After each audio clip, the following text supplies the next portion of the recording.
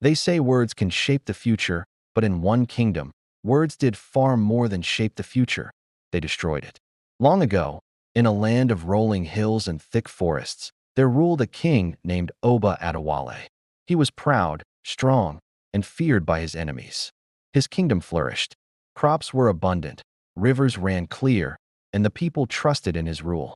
But every great kingdom has shadows, and every shadow carries a secret. One day, a wandering seer arrived at the palace gates. She was old, her eyes cloudy but sharp, and she asked to see the king.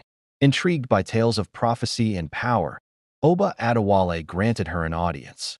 The seer spoke in riddles, her voice like wind rustling dry leaves. "A child born under the crimson moon," she said, "will rise within your court. And when he speaks your downfall, nothing can save you." She paused, then bowed. "This is your fate." The king laughed. He was a man of action, not superstition. "I am strong," he said. "No child, no words, can undo my reign." But the seed of doubt had been planted.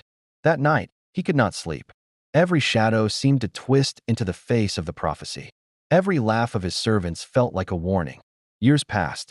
A boy was born in the palace under a crimson moon, just as the seer had foretold. The boy, named Kofi, was small, clever, and unusually perceptive. Oba Adewale watched him carefully, his mind always returning to the prophecy.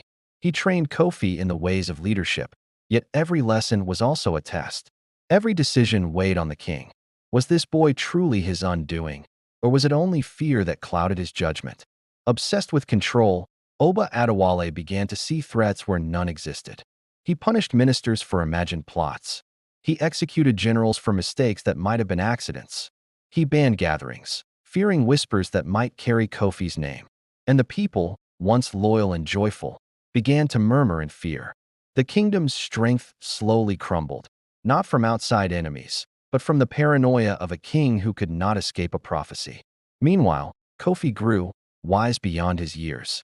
He saw the cracks in the kingdom, the fear in the eyes of the people, and the trembling of the king. He realized that the prophecy's power was not in his words. It was in the king's obsession with it. One day, Kofi approached Oba Adewale calmly and spoke a single sentence. "You feared me, father, and in fearing me, you destroyed yourself." Those words spread quickly through the palace, through the city, through the kingdom. Oba Adewale's own generals began to rebel, not because of Kofi, but because the king had broken his own people with fear. Crops failed as the farmers refused to work. Rivers became dangerous to cross as guards deserted. And in the final dawn, the kingdom that had been proud and strong was abandoned, its gates empty, its halls silent. The prophecy had been true, but not in the way anyone expected. The kingdom fell, not because the child spoke doom, but because the king let fear dictate every action. Kofi left the ruins, carrying only the lesson that power is fragile when ruled by fear, and that words, when trusted blindly, can be more dangerous than swords. And so the story traveled from village to village, that the greatest prophecy is not in predicting the future, but in how people let fear shape their own fate. Would you fear a prophecy, or let it guide you wisely?